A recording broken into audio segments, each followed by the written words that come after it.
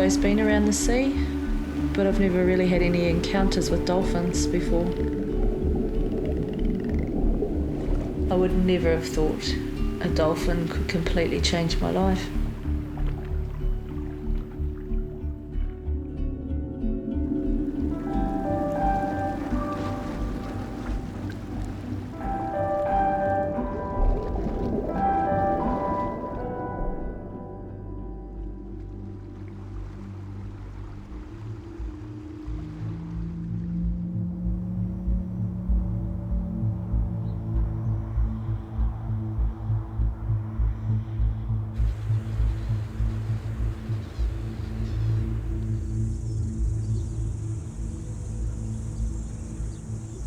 X Regional News. Good afternoon, it's 12:30. I'm Olivia Wicks. New Zealand's famous friendly dolphin Moko has been seen swimming in Whakatane. He's making his presence felt in the Eastern Bay.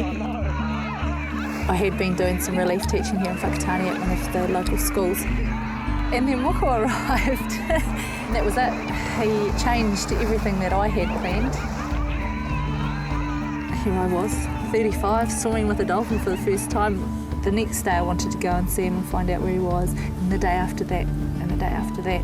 And within a couple of days I had this addiction.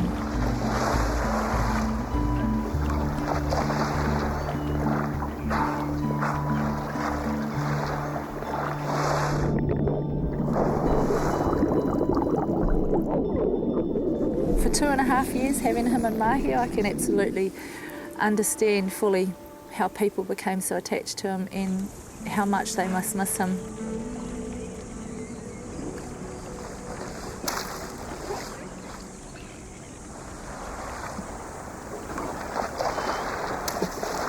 Normally I'd bring stray animals home, and I knew dolphins aren't usually by themselves.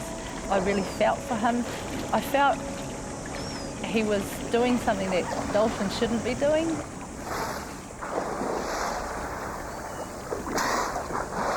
One of the ladies over the side there said to me, "Are you his trainer?" I said, "No, not by any means, just his mate."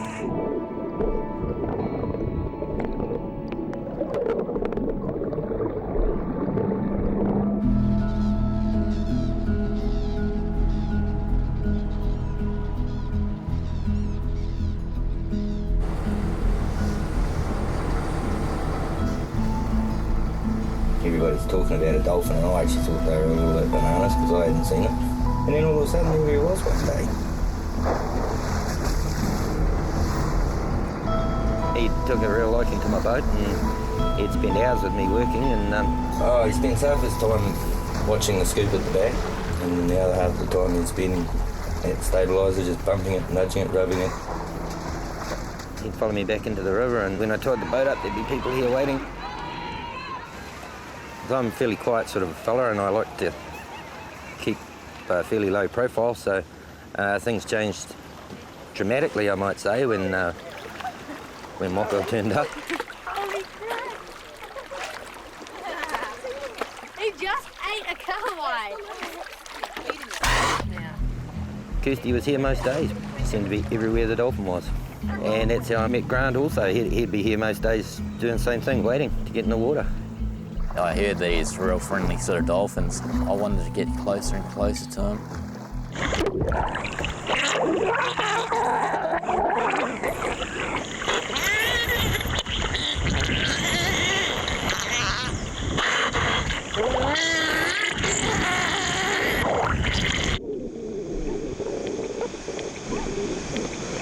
When I first met Grant, I saw this guy standing in knee-deep water with a life jacket on, who was afraid of the water.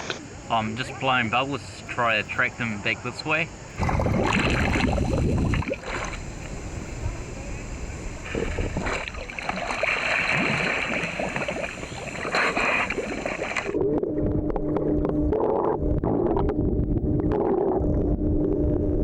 I feel quite good around Moko, yeah, like I feel safe around them.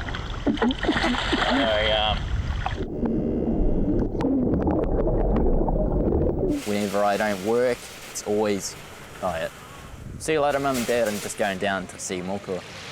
Oh, when we be back? Really, I don't know at this stage. I'll let you know a bit later on. So, day-to-day life, it's pretty much all taken up with Moko. I honestly feel he's got lost out of the pod and he wants the interaction because the sort of interaction he gets with a human is sort of similar to how he would be in his pod. Moko and Erin become great sort of friends. I don't think Erin was sort of the person to actually jump in the water with Moko, but that turned out to be a reality. It's not normal behaviour for me.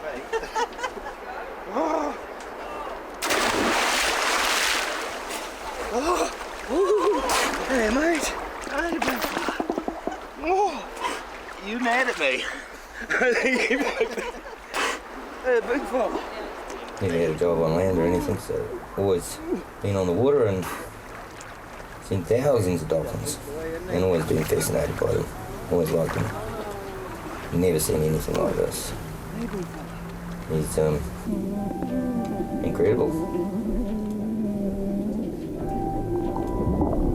I dreamed he was trying like anything to jump up onto the deck of the boat, and I'm actually telling him, look, don't come up here. There's no way I'll get you back in the water. So that was rather bizarre. Well, I can only assume that at 2 or 3 in the morning when he wakes me up that he's a bit lonely and wants to see someone. Yeah, just wants to know someone's around.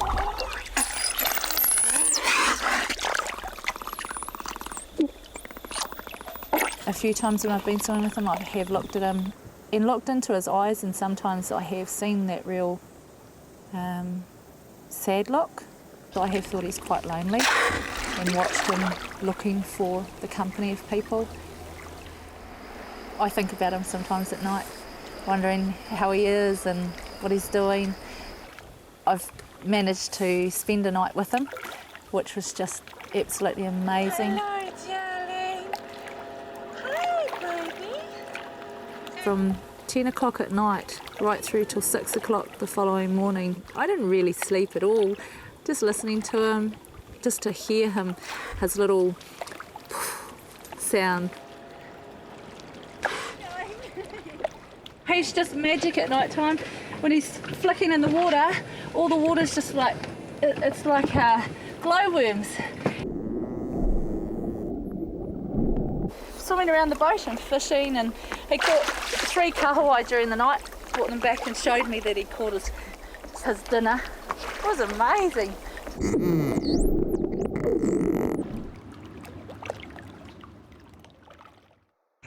Good boy.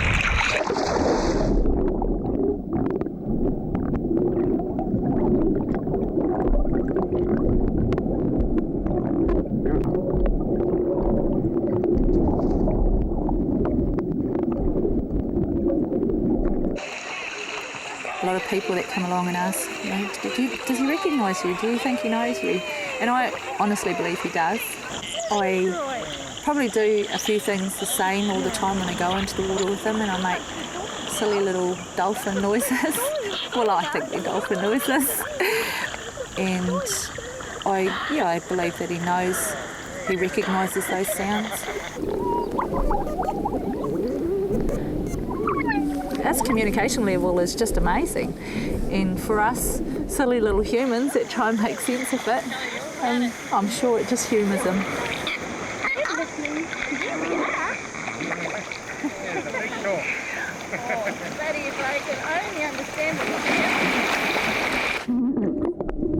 He's just this happy wee soul, bringing absolute joy to so many people.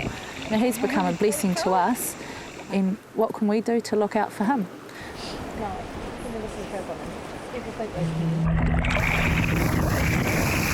Seems to be, from what I understand, is around the world where in cases like this with dolphins that have become friendly with people, it's usually their undoing. I found out there's only been about 60 friendly lone dolphins like Moko, and one of them was here in New Zealand in 1955. But Opo only survived one summer with people. and she was found dead a day after the law had been passed to protect her. Biggest threats, obviously humans.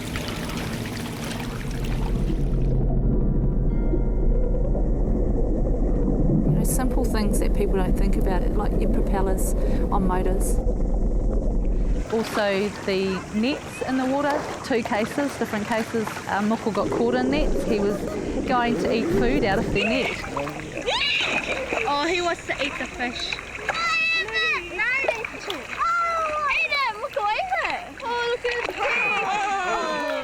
I knew it was a real danger for Moko, so I got in touch with Pete, the harbour superintendent. He was caught in a net and he did need assistance. I physically assisted him getting him out. A carway was very wrapped up in a net and he couldn't get it out of the net, so he swallowed net and all.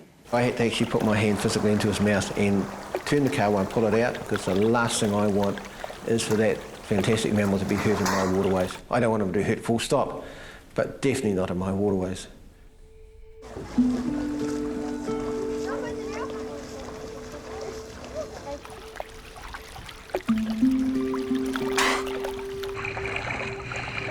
It's because he steals boards off people, and he also, takes fish out of people's nets. And it's going to just take one person to get a bit peeved off with that, and yeah, he's going to, create a lot of enemies.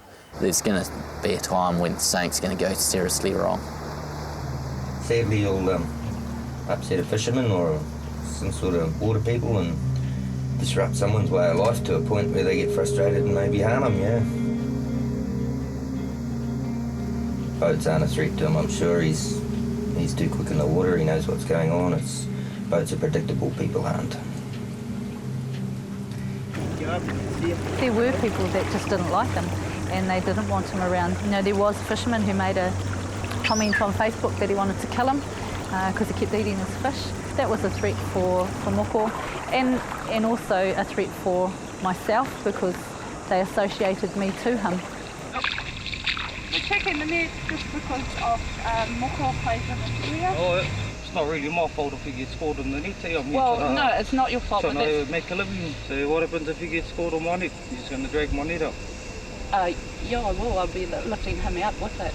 My concern is for Moko. Yeah, my concern is my family. Yes, totally understand where you're coming from, but I also wouldn't like to see any flack coming your way because he was caught in that net. If you come and see the atmosphere that he creates, it might just give you a different perspective on where we're coming from as well, because there is no other dolphin like him in New Zealand. Okay. Yep. I was doing things that I never thought I would be a part of, making meetings with Department of Conservation to try and put minders into place, speaking with the Mayor here at Whakatane District Council on a Facebook page to try and get people to come on board and help out with what we can do to look after him. So I'm putting in our net because the fact that our dolphin, Moko, don't want him getting caught in the net. So this is my last set. I'm not bringing my net over here anymore. Obviously, I think he must have chased all my fish away. There's nothing in there. Never mind, next time. Moko, there you go, mate. You're free to go and play up there. Oh yeah, this is special. This is the best moment of my life. Second best. The first was when I met my husband.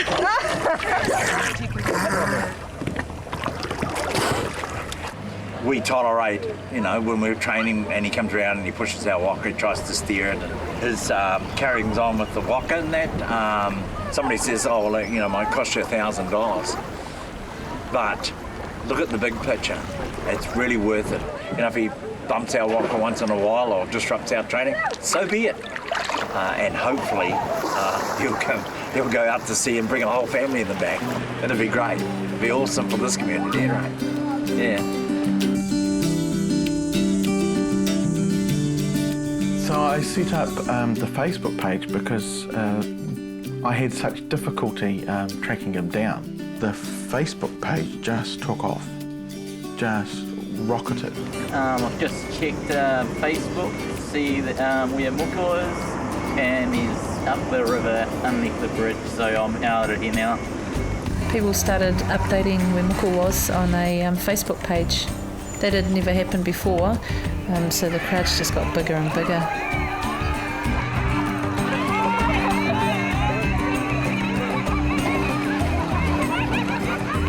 I realised that there was so much going on around him that I felt like there needed to be something in place for his protection and also for the safety of others. Welcome to this. We're all here because of one reason, and that's a bottlenose dolphin called Moko. I've been in the water with Moko since he arrived every day. The concern I had was that because there's no actual official minder out there, people don't want to listen to you. We are not intending to put a minder in place of Moko. We've never done it. And can I just make it quite clear too that if we get any evidence that we can take through the court system on anyone deliberately causing harm to any marine mammal, but in Moko especially, we will prosecute. I was into a situation that I'd never been in before, and as far as Doc goes, I had no idea about marine mammal acts or what you could or couldn't do around wild mammals. Yeah. Good boy, bring it back. No, this way, Moko.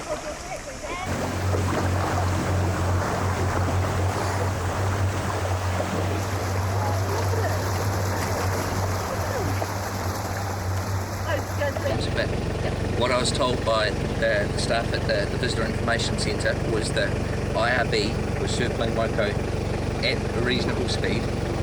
Not at all, actually. The Moko is circling us. At the meeting the other night, you saw some of the messages that we were trying to get across around if people are in boats to be at a very low speed, yeah? And the speed that was reported to me was much faster than the no wake that we talked about the other night, yeah? We went out last night and were confronted by Doc, confronted by somebody who's not interacted with Moko and assumed that we were putting Moko in danger. I didn't sleep last night. I'm just gutted. For the last almost 6 weeks I've been out there every day looking out for Moko, something that I thought Doc should have been doing. Where were they when the lady put the noose around his neck? Where were they when the guy jumped off the bridge and bombed him? Where were they when the jet ski was spinning around on top of him? You know, Doc want to jump in there and have an attack at me, yet there's all these other instances that have occurred and I haven't seen their face once. When you've got an animal like this who wants to interact with people, it's very difficult for us under the Marine Mammals Protection Act. He definitely breaks the rules himself.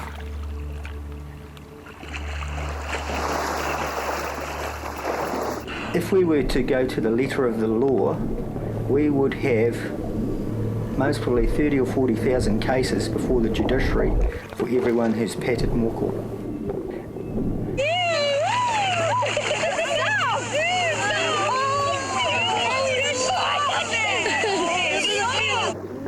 We specifically have made sure that none of our staff actually enter the water, because some of these people who get in the water with him constantly, they actually think they're the solution to Moko's issues, but they actually become part of the problem. If we were to turn around and say, well, the best thing we could do is not have interaction with him, I believe that that's not the answer as well. He is going to find interaction no matter whether we take it out there to him or whether he comes in and tries to look for it anyway. You blind fluffball, he's dead.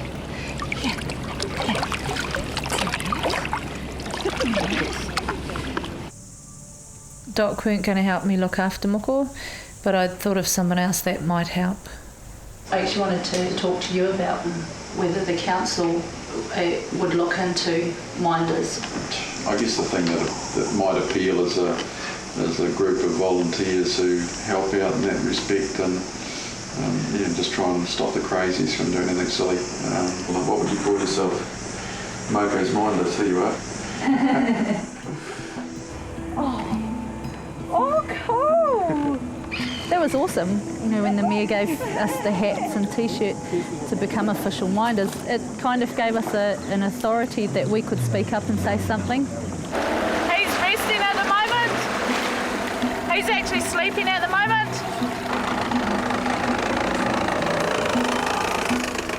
Just the interaction with people themselves is a threat to Moko if the education isn't out there for people. If the education is out there and people are aware of how to be around him, I believe that he will be safe.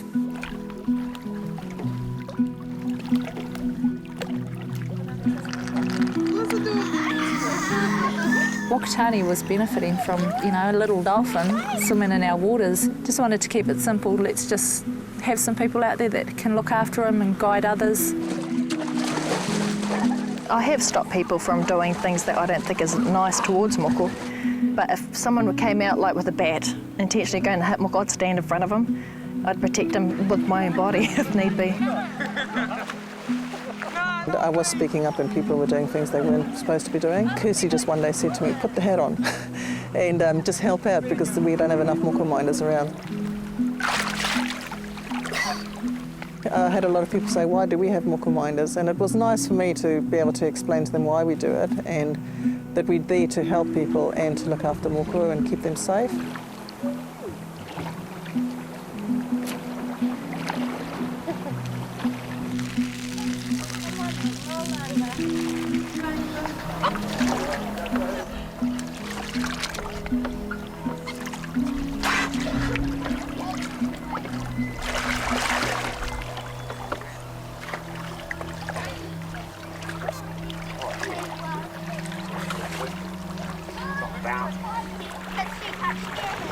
For me, it's been an absolute blessing that I've spent this time with him and that he did change my direction. I just had to juggle so much. Being a mum, solo mum at that as well. Cole came with me. The friends that I used to go out and have coffee with or catch up with, they've had to come and find me. They all thought I was mad. Coming out to swim with this dolphin every day.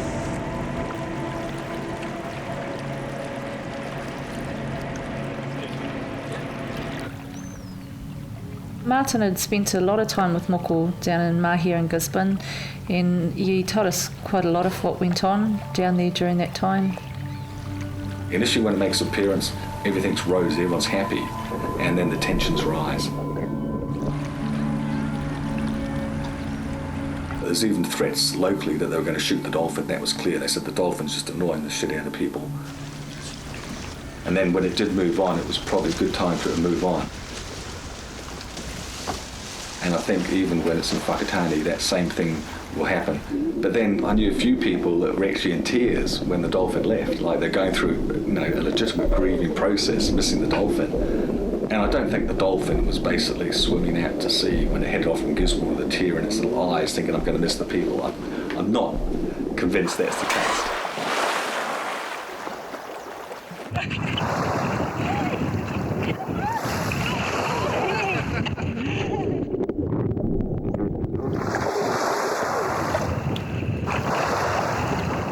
Admittedly, he's a remarkable animal, but I've seen people saying, oh, he loves me, and stuff like that. And well, how do you know that he loves you? You know, that's bizarre. Someone actually needs to do research into why people go mad around dolphins. And some people, they just go, he's just a fish, and then other people go absolutely gaga. There is a bit of a bias towards females going a bit more mental, but I've also seen a lot of relatively pretty tough guys go out in the water and come out beaming and giggling like school kids too.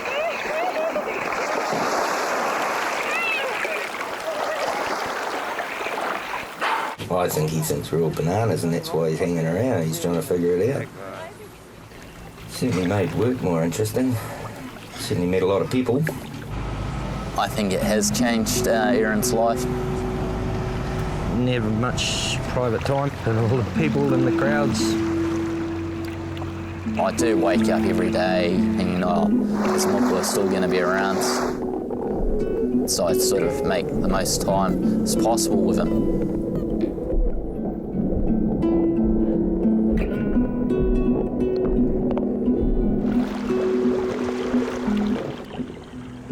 I started spinning my boogie board around in the water, and Moko was just swimming underneath me. I think, oh, where's he gone? Next minute, whoops, I just kicked him. It's like, oh no. But hey, it's only just a slight sort of nudge, no dramas there. I was getting more and more confidence, just about swimming the whole length of the Moko-mania River twice in one day. Pete, the harbour superintendent, had to go away, and he just handed me the hat. And from there, I've been wearing it ever since. Do you sleep in it? No.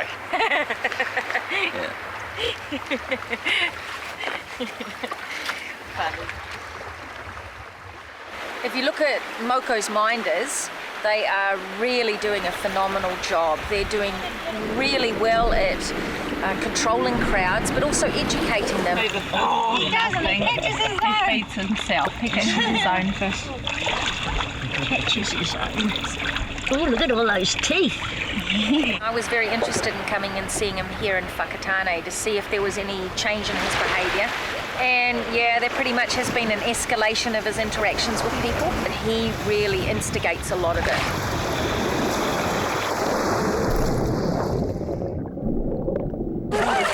No, don't want it. Great. Go on, Sam, do a nose to nose. Good boy, Sam. Go and say hello to Moko. And I think if you completely stop that, it would be to his detriment in the long run. I don't think that it's doing Moko any harm as long as we can control the people and as long as people don't do stupid things.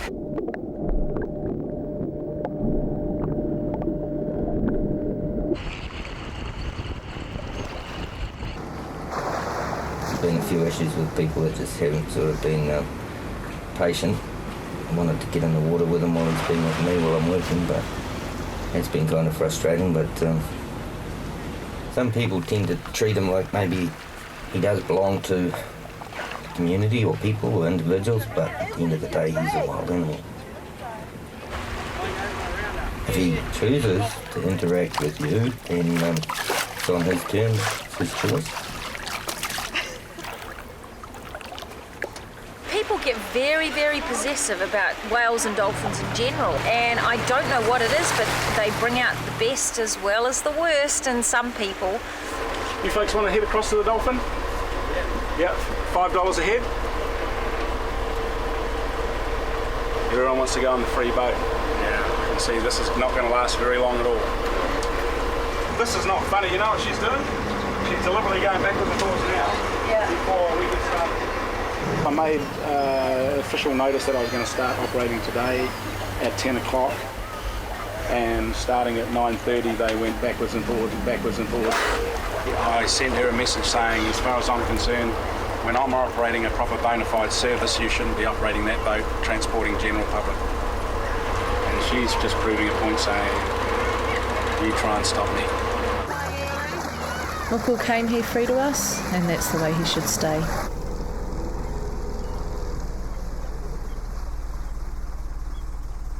So out of my concern that there were no guidelines, I actually posted a comment on the Facebook page saying, you know, Moko minders, Moko maniacs, Moko guardians, what is their role? Should they be ringleaders around Moko, or should they be looking after safety for people? It's not Moko we have to deal with all the time. It's all the associated things of what people do around him. All of those things are not Moko.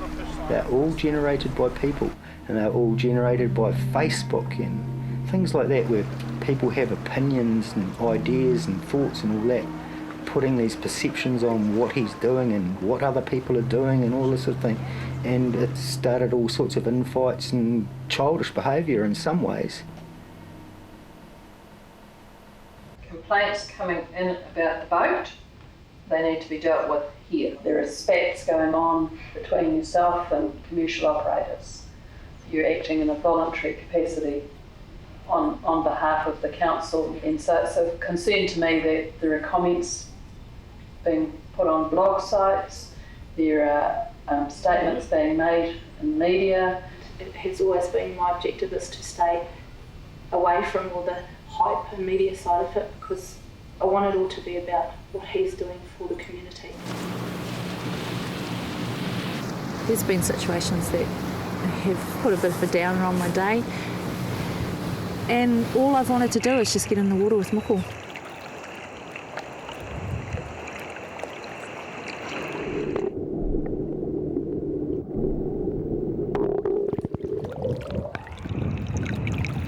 Everything else can just leave me straight away as soon as I'm in the water with him.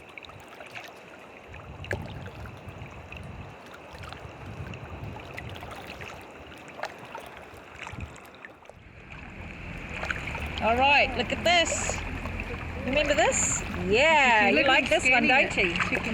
Yeah. So why is Moko so friendly? If only we knew. He's a lone sociable dolphin. You know, he could have been very young when he separated from his group for whatever reason. I mean, you know, it could be something as simple as his mother died and he just didn't have a close social bond with anybody else in his group and he left. Centimetres. Well done, thank you. But you can never really know what it is. Oh, yeah. Oh, you little porker. Come on, keep going, Porky. We hope to be able to estimate roughly how old he is, but looking at his size, I'd say somewhere between 6 to 10 years of age. And so that's 2 metres 91 centimetres. Excellent.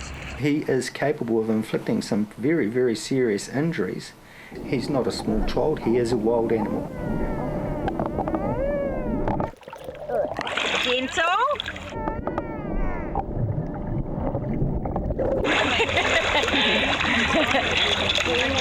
Yeah, okay. Yeah, oh, nice lift.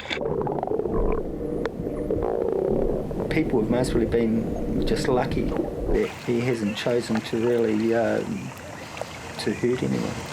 The only way he could communicate to people if he wasn't happy was either through a few noises underwater or a tail whack. Moko wasn't expecting anybody to do anything to him. He never, people always thought, oh, he can protect himself, but when he'd come for the interaction with people, he wasn't expecting people to be mean to him. He wasn't expecting them to hurt him. I've spoken with Ingrid Visser and with all the research that has been done through other whales and dolphins and other lone dolphins, they haven't ended nicely, and it's all due to humans. 95% of people go down and see Moko and have the time of their life, and there's 5% of people who want to do something stupid.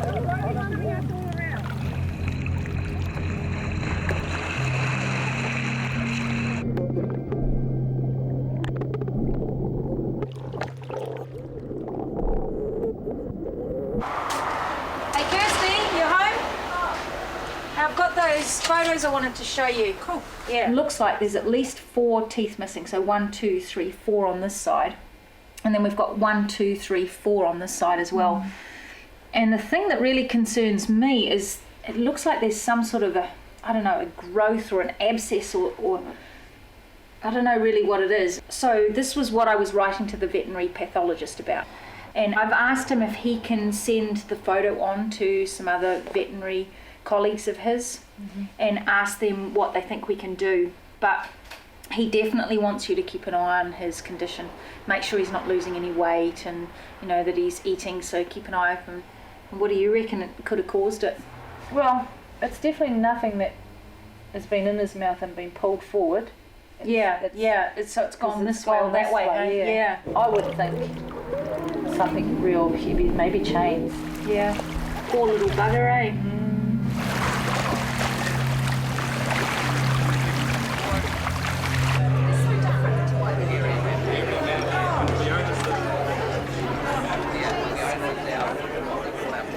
He very slowly came up to the camera and he opened his mouth, and I managed to photograph the inside of his mouth. So this is it.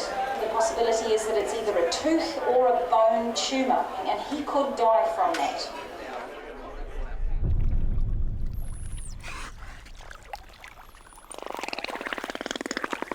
Oh, what is that? Fluffy, what's the matter? Oh.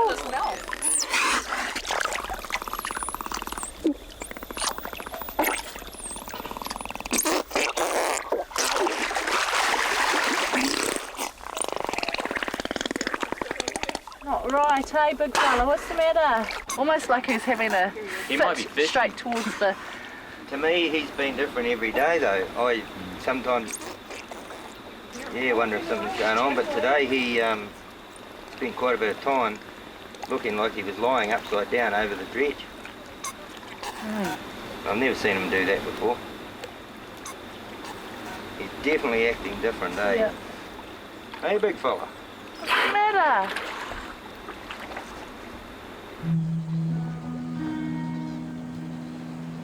All stations, I've had multiple requests for the location of Moko the dolphin. If any vessel out there is able to assist, could you call Coast Guard Whakatane back? Just come around to have a look here to the bay to see if he's here, but it's all very quiet.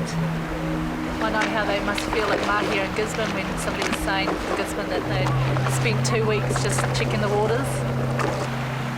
There's no sign of him, so we've just come back round to Otawariri. We'll we'll have faith that he'll either come back tonight or he's going to pop up somewhere soon. Everybody's a bit lost for what to do. If he has gone, I'll never come back round here again.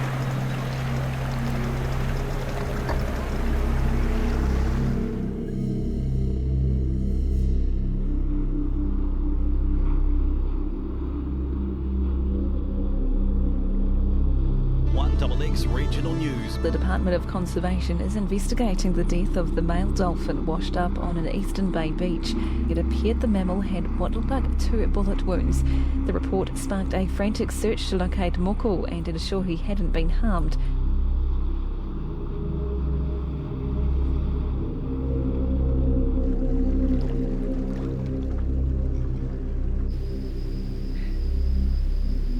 I really felt that Moko was alive. And all I could think about was finding him and bringing him back.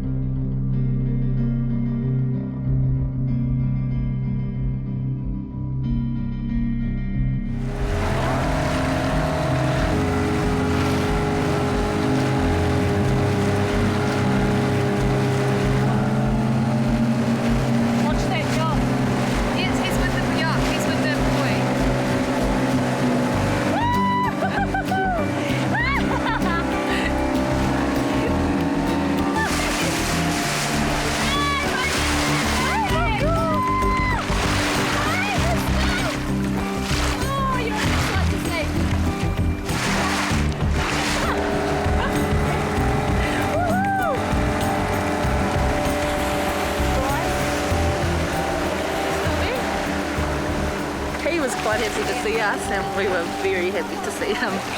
Just absolute tears of joy, really, to know he was okay.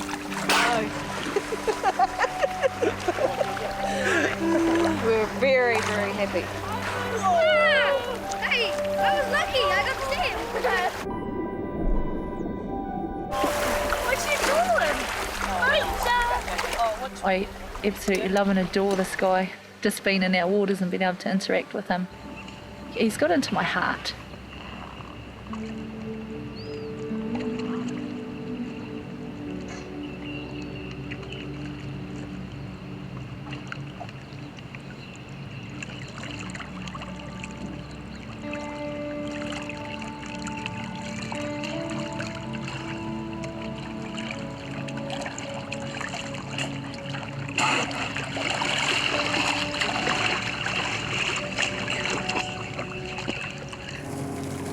Definitely conscious thought there. The float patrols behind the boat. Sometimes if I'm tied up at the wharf, I'll throw it for him and he'll bring it back. If I hang it up out of the water, he'll bump it with his nose, and when I throw it again, he'll hide it under the boat. So I tease him, he teases me. First time I did that, he did it straight away. He was obviously thinking about it, so there's no question they're intelligent and emotional. But I guess all this is why people are so fascinated by dolphins, because they're a curious animal and obviously clever, free. A lot of people in a lot of countries wouldn't have the opportunity to go on a boat and see dolphins in the wild, and they go and pay a few dollars to see one in captivity. They might think it's great, but in reality it's not where a dolphin belongs.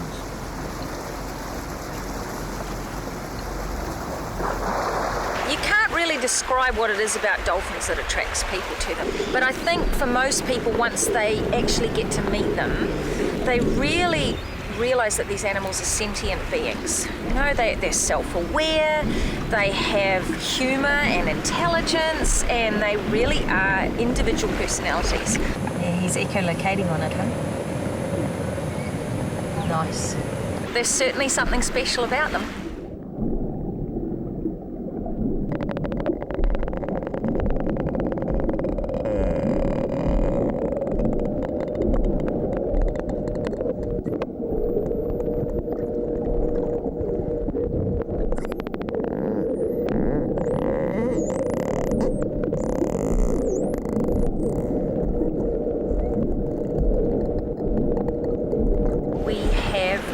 High regard for these animals, and you can compare that to other places in the world where they kill dolphins.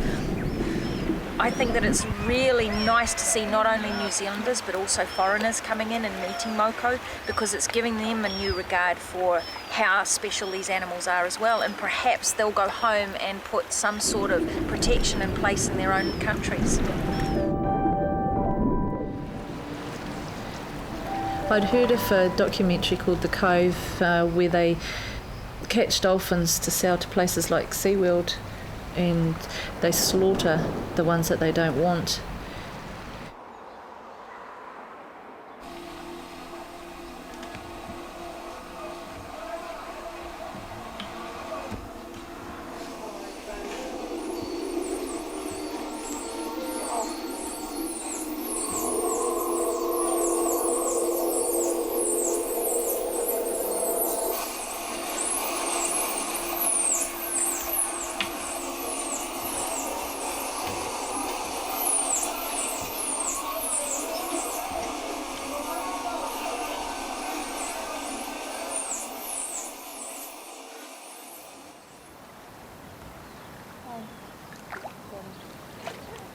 Yeah, when you spend time with a dolphin like Moko and you see the slaughtering that's going on over in Japan, it's just a bit mind-boggling, really. It was horrible to see such beautiful mammals that are so intelligent just being slaughtered like that. Especially when you can see quite clearly how affectionate they are, yeah, and how beautiful they can be.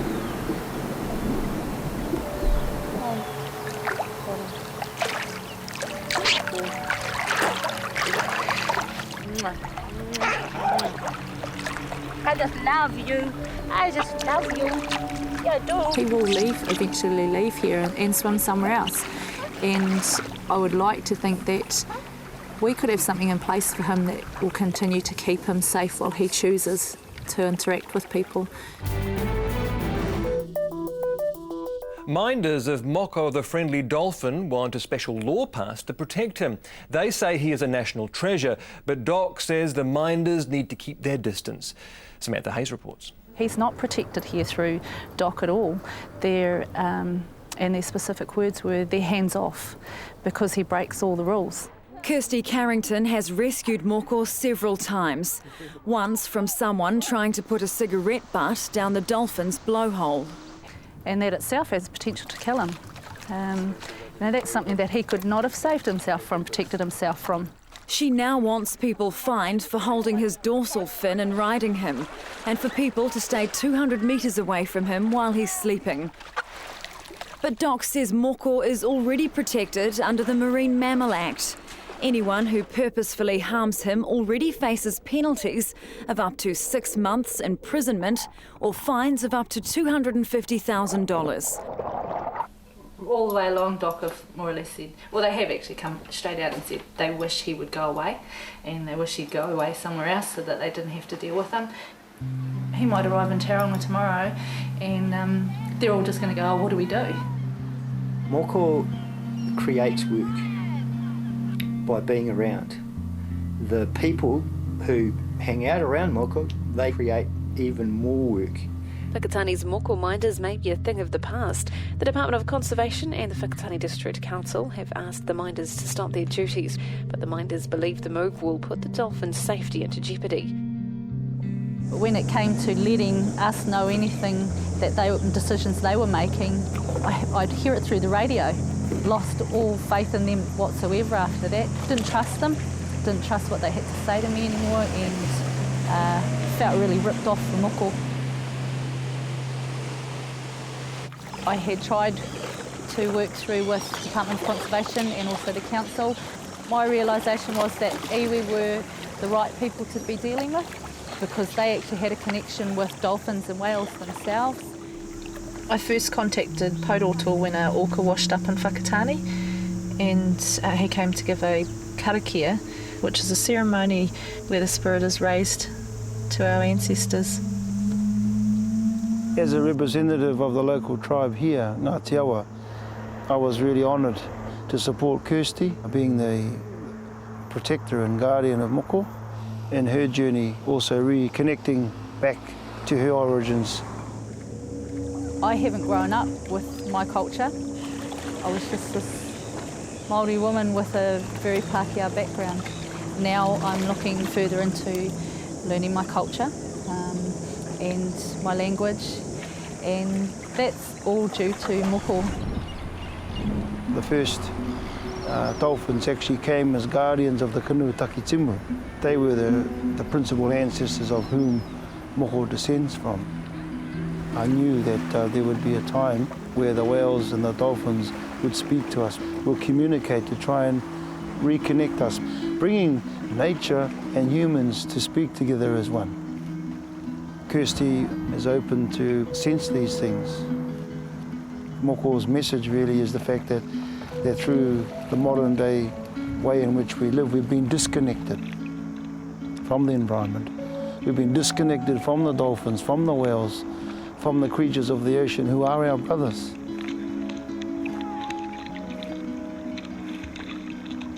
There's a saying, whakatikahia te whenua, whakatikahia te moana. So if the ocean, the land and the environment as well, whakatikahia te tangata, then people are well. Nature and humans and animals are one.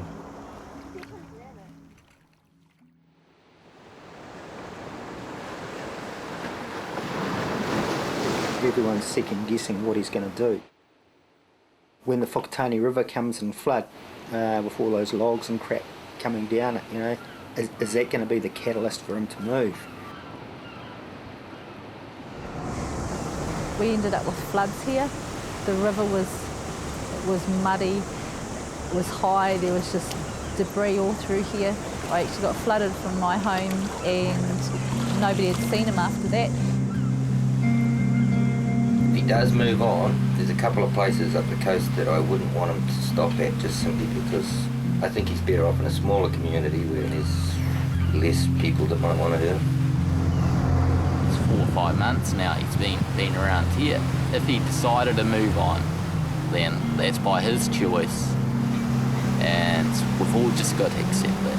He would always be around somewhere.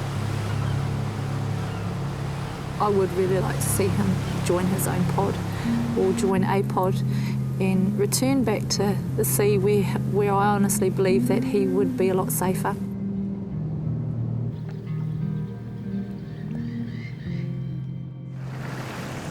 A couple of days after the floods, I got a phone call from a news reporter to say, how did I feel about Moko being in Tauranga? My heart sunk. I packed a bag and we were gone. I was prepared to move to Tauranga and be there as long as I needed to until I could pass on everything that I'd learnt through to people there. 1XX Regional News. Whakatane is farewelling a much-loved friend. The resident bottlenose dolphin has been lured away to Tauranga after following the boat Eskdale. It's believed to be the same boat he followed from Gisborne to Whakatane over the summer. Moko arrived this morning from Whakatane. He went up the harbour following a boat, and slowly the message is getting through that he's here. Does he pose a danger at all? Oh, absolutely. He can be a great danger. He's 3 metres long, he's about 250, 300 kilograms, and he can pack a fair wallop. Once I got to Tauranga, I had seen the dangers there for him. The Department of Conservation didn't know half of what we did as minders. I was actually worried about him for the sheer fact of the vessels and ships in and out all the time. I thought he was in grave danger in Tauranga. Everything around him was an absolute death threat for him. I had an ominous feeling about it from the start. I would have liked to have taken my boat up there and see if I could get him to follow me out of there and back down to Whakatane, but I would have been seen to be manipulating him, and manipulating him was something I didn't like to see happening. In hindsight, maybe I could have lived with it, but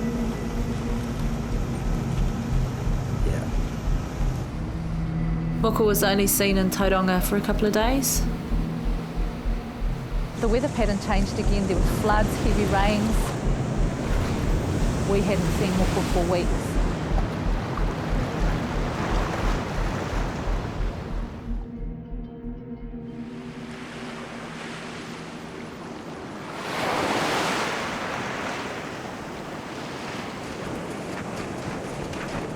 I found out that there was a dolphin washed up at Matakana.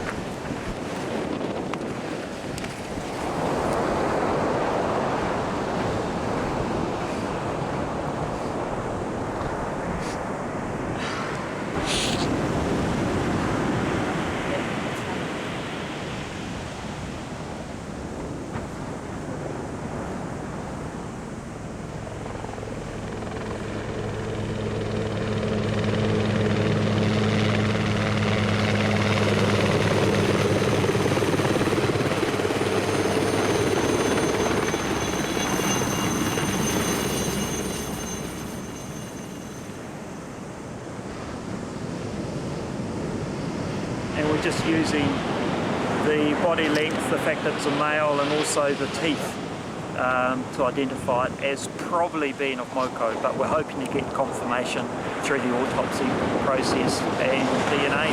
And we've just been going through the process of deciding what needs to be done, consulting with local iwi.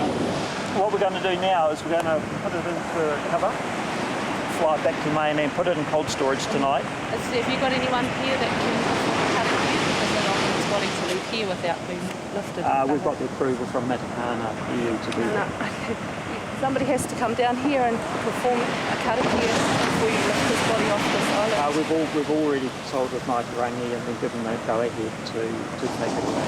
You can't lift the body without performing a karakia unless you want tapu upon this island.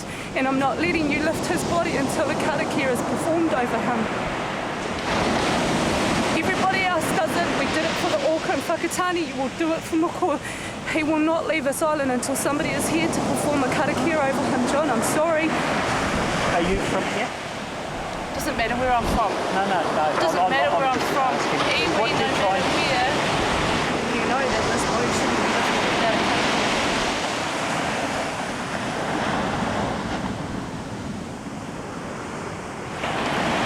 I believe you knew this has been here. It's been here since Monday.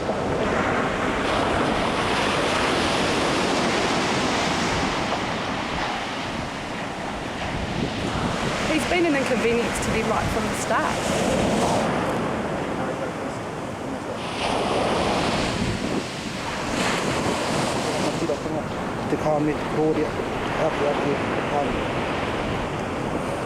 And it's done within seconds.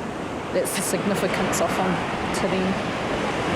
He wasn't raised up to our ancestors at all. Can I feel what I say?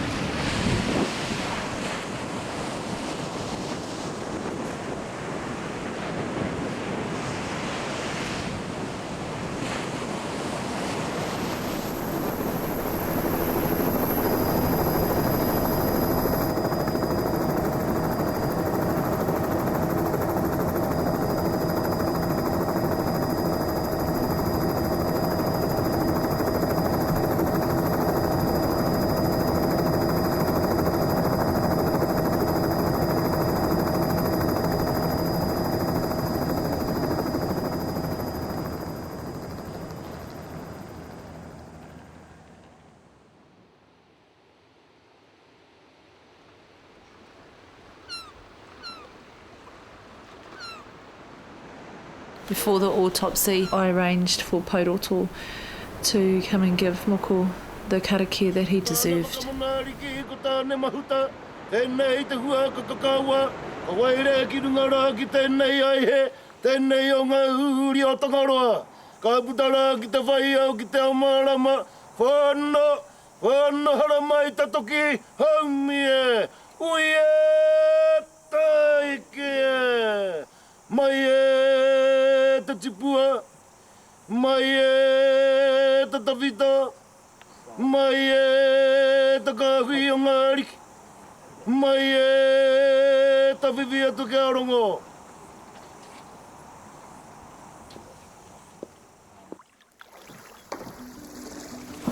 Personally, I don't think he died of an accident. I don't think he died of stranding. I think he died of human hand. I definitely do miss him. Being in the water, knowing that he was around.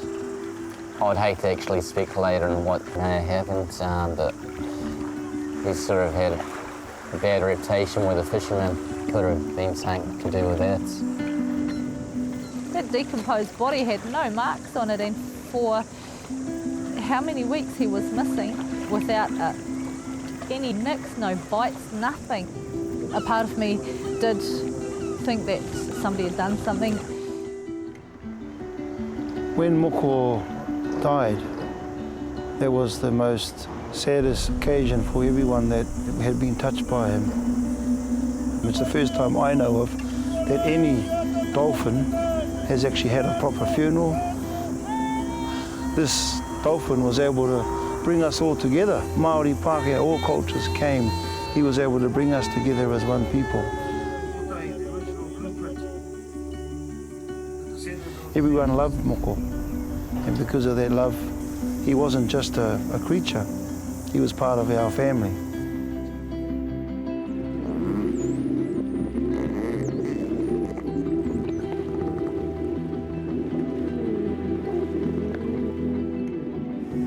One dolphin touched so many people, and so many people care, still do care.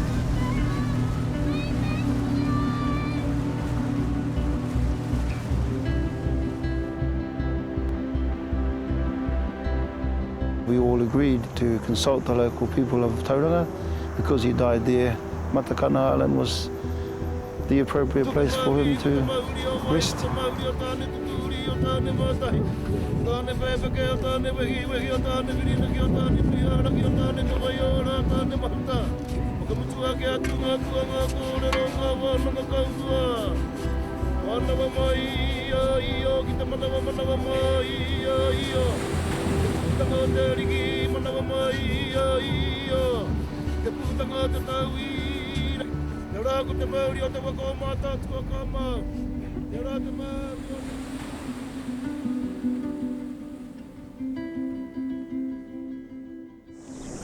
To come into the water and be with Moko, everything left me. He really settled something in my heart every time that I came to be with him.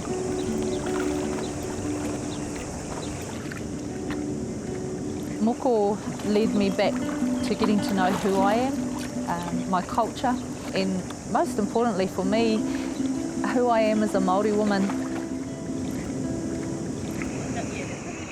At the beginning, I was sort of just standing in the shallows. Moko had just changed there. Knowing that Moko was around, I just felt safe.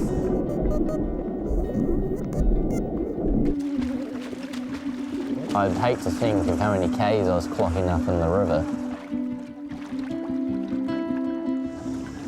He chose to be here amongst us. It is like we were part of his pod, that he was comfortable being amongst.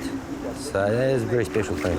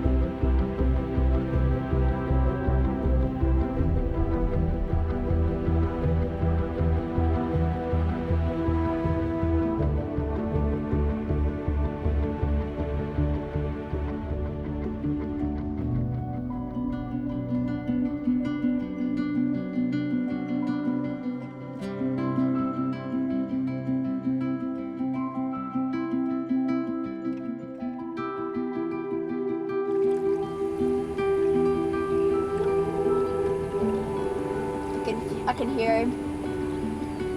You're supposed to be dead, you can't talk. Just lie there.